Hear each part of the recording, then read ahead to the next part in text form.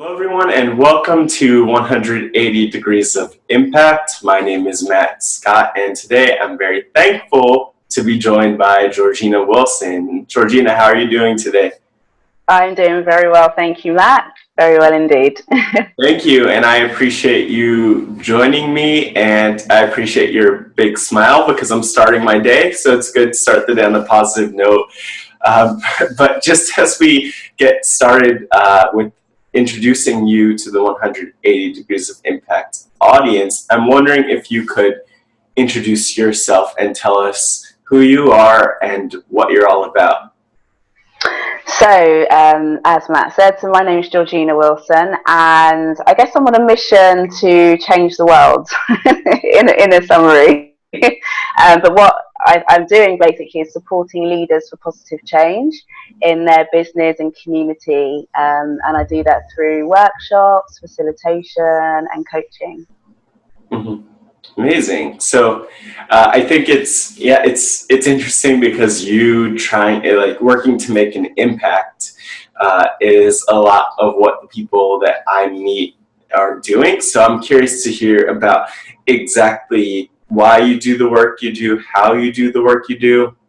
But can you tell me more about why you do the work you do? I know at least at like a very high level, I've seen like certain things and read certain things where you do the work you do to fill gaps that change makers might potentially have. But I'd just love to hear more about the motivation behind your work. Like, why are you interested in social impact to begin with? Yeah, I mean, it's a really interesting question. And I guess for me, it's one of those things that you are in a space, like, for example, I have a background of business and I've always loved business. I've always thought it's amazing. But there was a part of me that was like, there's definitely more to what I want to do. And it's really about helping people to change their own lives.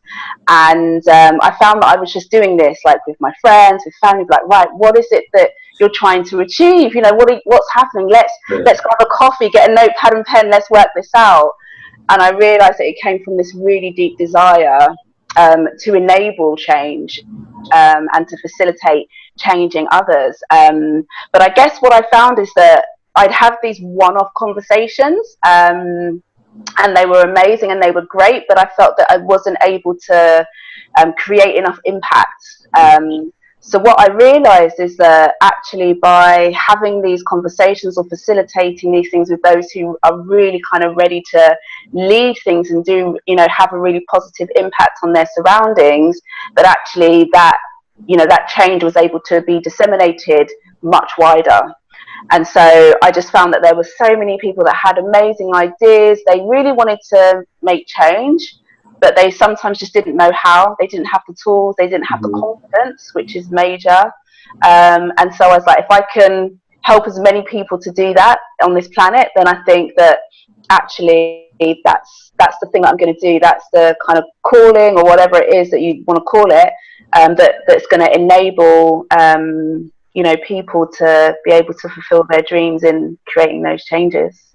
Yeah, and I guess one thing I'm wondering as a follow-up to that, because that's really compelling, is you do this as work. It's not just something you're passionate about, as you mentioned on the side, as like the origin of your work.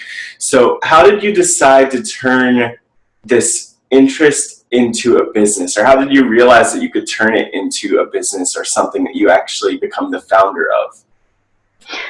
Well, it's really interesting that you say that, because I teach as well, so starting your own enterprise, and one of my kind of initial things is that business isn't actually about you. Like, business is not about you as an individual. Actually, it's about the value that you add to people's lives. And I always say, the more value that you add, the more the money will follow. And it's interesting that that's what I say, because that story that I started with, I literally initially just began helping people, and I just did that on a real kind of voluntary basis, just that there's a need, I'm going to help people. And And what started happening is that I was being recognised for that value that I was adding, and so I started working with some smaller organisations and helping them and facilitating, and then it just started growing and growing, and then there was this kind of urge in me to really lead on what it was I was trying to do, and obviously create an organisation around that, to enable more, I guess, and to enable it to happen in the way that it needs to, in that kind of formal way. Mm-hmm. Just in that sense, because I would like to think that the hardest part, or one of the hardest parts, is actually just starting for a lot of people. I've met so many people who are passionate about an idea or about an issue, and yet it's so difficult to translate that to action. So, do you have any advice just from your experience on how to get started? Yeah, absolutely. I mean, the thing that I do is I just think, face the fear and just do it. Like my thing is around fear, so I've got like this Yeah. fearless leader program, and it's literally, how do we just do it? How do we just take that first step? And a lot of it is around the mentality that we have. It's around the thought process. We can talk ourselves out of anything, Mm-hmm. know, from starting anything, but actually I think the reason why I've been able to be so courageous is I'm just like, hey, my thing is, what is the worst that can happen? That's the very first thing that I say. What is the worst that can happen in this situation? I try something and it doesn't work. Okay, what does that really mean? Does it mean that my life's going to end? Well, no, it just means that I've probably tried something and maybe I've learned what doesn't work, and I can try it again in a different way. So definitely it's about taking that leap. It's about taking that step. And I mean, last year I jumped out of a plane, Oh, wow. right? So I did a skydive, and I thought, if I can do that, then I've got no excuses ever for anything. So yeah. Wow, good for you. Yeah, that takes a lot of courage and fearlessness. So I clearly you're embodying that, and I think it's so interesting because recently I think last week I was really in depth thinking about what it takes to make someone a social entrepreneur, or to make someone take action. And because there are so many people, as I was saying, who don't necessarily take action, and I started to think about that idea that you touched on, which is that, like, what's the worst that could happen? And I think that for someone, here's what I think the difference is. I think, like, for someone who is really comfortable with life and the world around them and doesn't see that there needs to be positive change, like, it's okay for them to not start something. They could keep going on. But then there are people like you who see that there needs to be a change and then actually take action to create that, which I think is really cool. Because there's so much more to gain by just doing your work. That's what it sounds like you're saying to me. Yeah. Yeah, totally. And actually, one of the things which I realized is that I think every single person here on this planet is born to do something, to add value to this world in some way. And for me, there was almost this point where I had this realization that I had the ability to facilitate change, and if I didn't do that, somebody was going to be missing out. Mm-hmm. So it was this moment that it just kind of stripped away all of my own agenda, all of what I wanted to do. But actually, this is not really for me. And if I hold it, I'm actually stopping other people from potentially achieving what they need to achieve. So it was an idea that was much bigger than myself. And I think we all have that. And it's really strange because you can hold something really tight because you think it's not needed, but actually I feel that that's how we get the most gratification in life, is by doing something outside of ourselves and supporting others. So we actually get so much more fulfillment by doing that as well. So it's great. Yeah, and I feel like as part of that, speaking of fulfillment, there are a lot of people who have, at least a lot of people that I've spoken with through 108 Degrees of Impact, have a story that reminds them of why they do their work. So, do you have any examples of moments where you've had an experience and then thought to yourself after, like, wow, this is why I do my work, or this person's why I continue to do my work? Oh Matt, I have stories every day, literally every single day. I mean, I had a conversation last night, and I arranged this workshop, which was all about understanding yourself and developing into the person that you could be. And I did a workshop 2 years ago, and the conversation I had last night was that this person's life changed from that moment, Mm-hmm. and they still look at the exercise that we carried out from that day, and they said that from that moment they saw how their life changed and transformed, and they keep this piece of exercise that they did at this workshop as a reminder of the change that took place in their life. Now, I don't know about you, but for me, that just, it blows my mind to be able to even feel so privileged to know that I was part of that, and that I just turned up and facilitated something that has changed somebody's life, for Mm-hmm. me, is incredible. Um, Moments where, the quotes that I get, oh my gosh, I've delivered 2 hour workshops, Matt, and the quotes I've had is, wow, now I believe that I can do the thing that I thought that I could never do. Yeah. I've had quotes like, now I can accept myself. Wow. Yeah.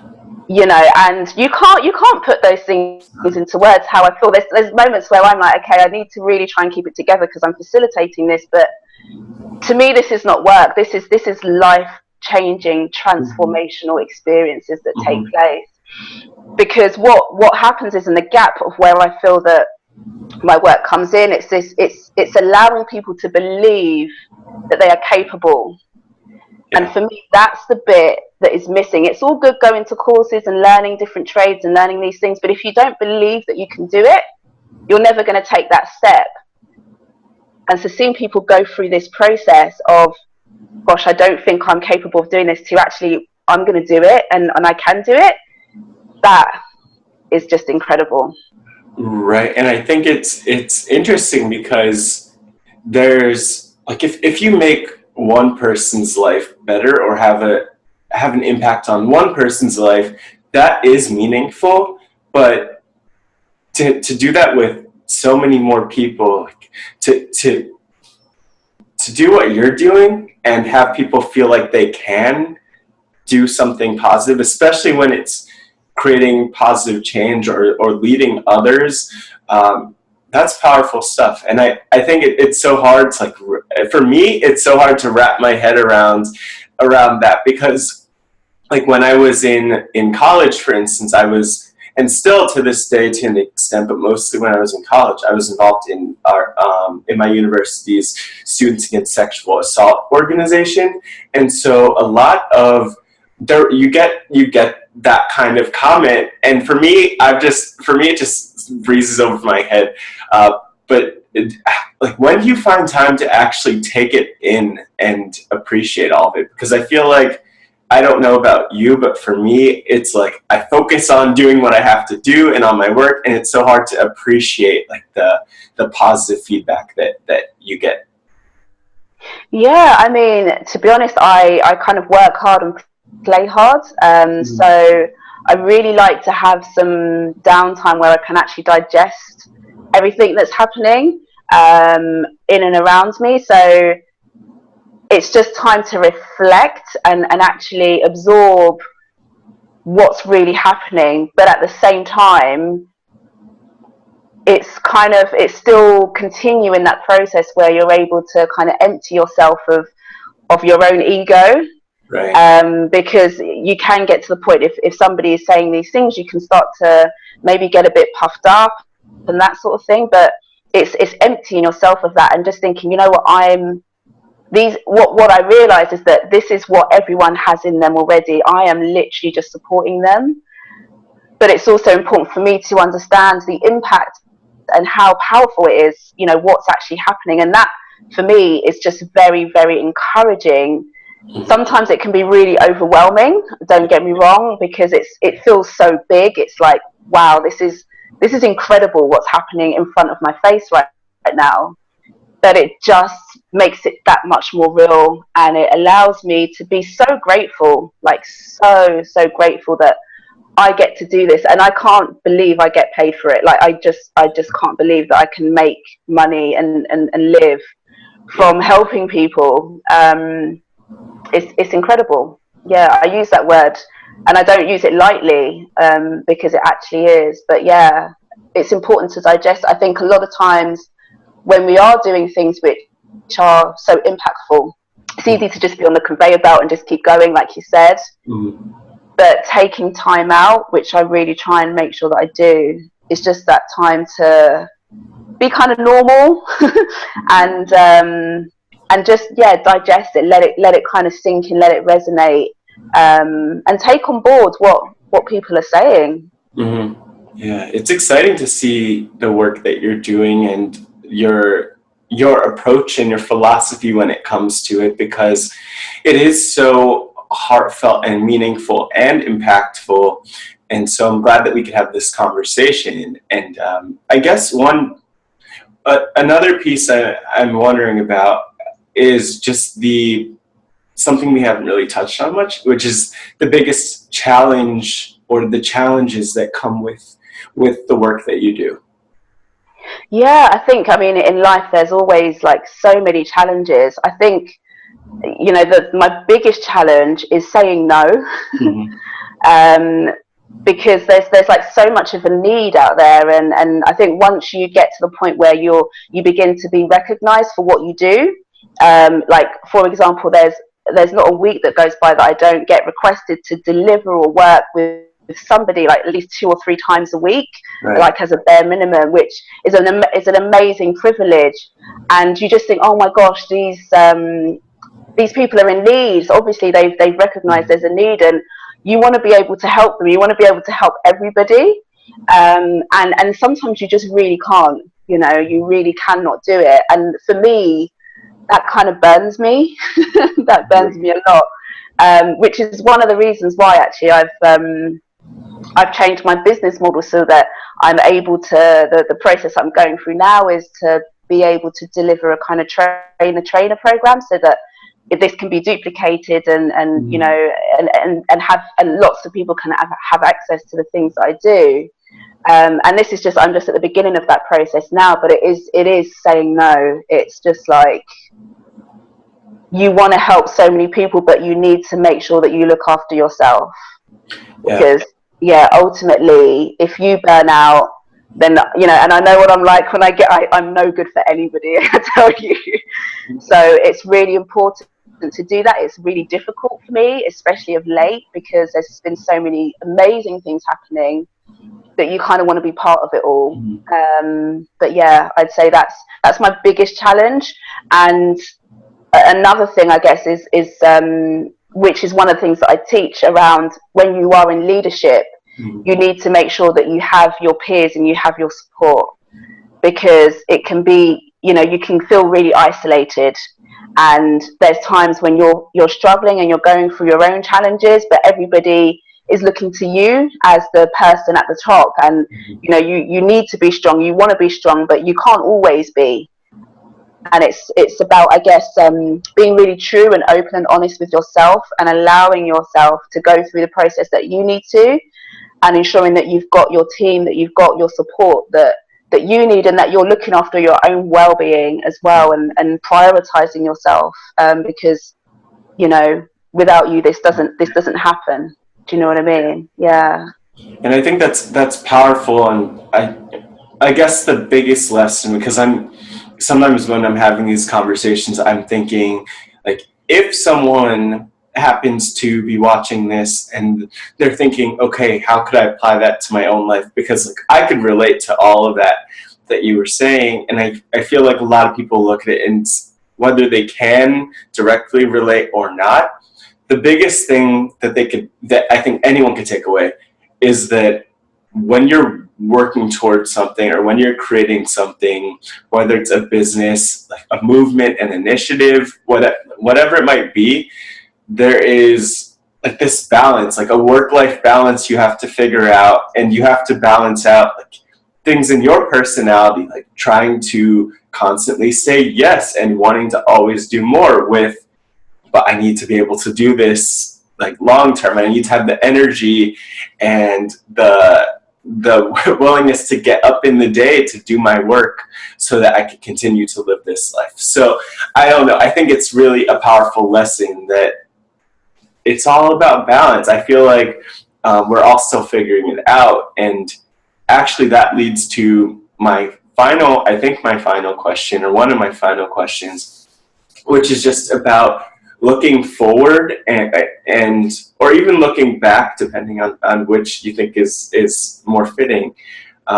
If your life were a book or a documentary, I'd love to know what would the title be and why.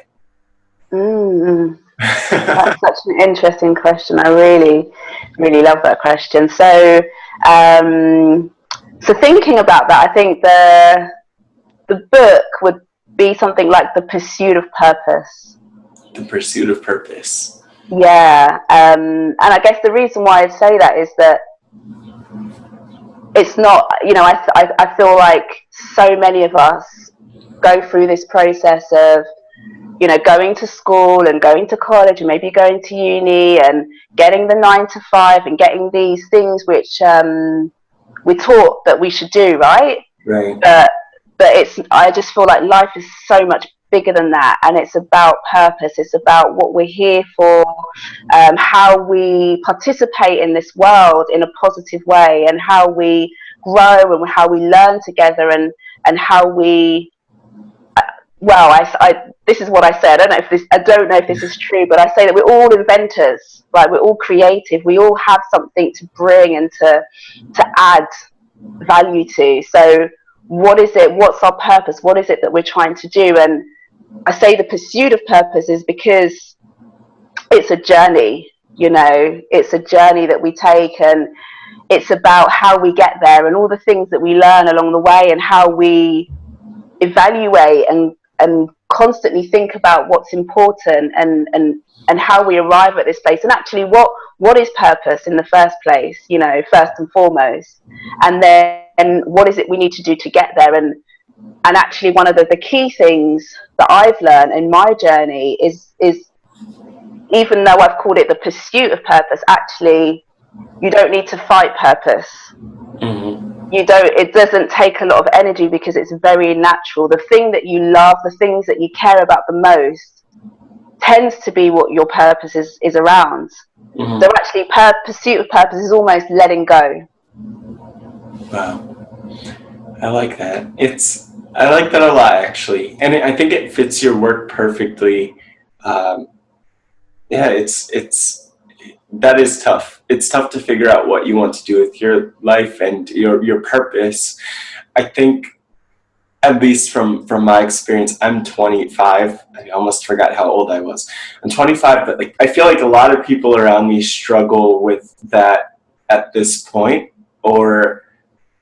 and for a while to come, from a lot of others that I've met. And so I'm glad that you could find your purpose, or at least continue to pursue your purpose. I'm sure that you still have a lot to figure out. We still all have a lot to figure out, but I'm thankful for this conversation. And I guess the biggest thing I want to do as we wrap up is give you an opportunity to share any website links or social media that you want people to follow. Yeah, absolutely. So my website is www.bard.leadpositivechange.org, and then you can follow me on Twitter, which is Georgina Wilson B. Yeah, it'll be great to connect. I'm always about hearing stories. I love to hear stories. I love to see what people are doing, and I absolutely love collaboration as well. And I'd love to actually, if it's okay, go back to a tip around looking after self that we were talking about earlier. Yeah. And because I always like to try and leave a little nugget if possible. But one of the things that I've done, which I found really useful, is in my diary, I block out time for myself. So I put it in my diary as though it's an appointment, just like I would for anybody else. Mm-hmm. And I make sure that appointment is held as important as all the other appointments. So then it's my time. And if somebody says, "Oh, can I book something?" Can I say, "Oh, actually, I've got an appointment," but Yeah. it's with myself. So it just means I start to take a bit of ownership of looking after me and making sure I have my time. Yeah, it's so bad to think though that I think it's like that's so funny. It's kind of like I feel like it's like a guilty pleasure. Like, oh, like I told you of an appointment, but it's actually with myself, but you just assume it's with someone else. So there's that funny part of it, but also it's kind of sad that we don't feel like we can take appointments with ourselves and make time for ourselves. And so I think it's really great that you're doing it. And actually I want to mention someone who I know who that just reminded me of, because you mentioned diary. There's someone who I've interviewed by the name of Nisha Katecha, she is actually all over the world. So when I interviewed her, she was in India, and but she travels all over the world, and she created something by the name of the Moments Journal, and she has an organization called Good News Shared. But with the Moments Journal, which actually I have to go see if I got a package today with because I ordered two of them, one for me and one to like give to someone else. But it's a great way of being mindful, and as soon as I get that, I'm excited to actually fill it out and to, I don't know, to like be more mindful and take more time for myself and make those appointments with myself. But as we wrap up, as I kind of try to end the interview, just as a reminder, if anyone wants to learn more about 180 Degrees of Impact, the website is www.lets.care. And on social media, it's at Let's You Care. I'm at Matt Scott GW on basically all social media. And that's all I have, and that's all I want to mention. But thanks again, Georgina. It's been amazing, and I really appreciate you taking the time out. And I appreciate somehow, from beginning to end, that smile is still on your face, and it's going to be a great day for me because of it. Oh, thank you so much, Matt. It's been an absolute pleasure. Thank you. No, thank you. And for anyone who's watching, as I say at the end of all of these interviews, until next time, keep impacting, and thanks for watching.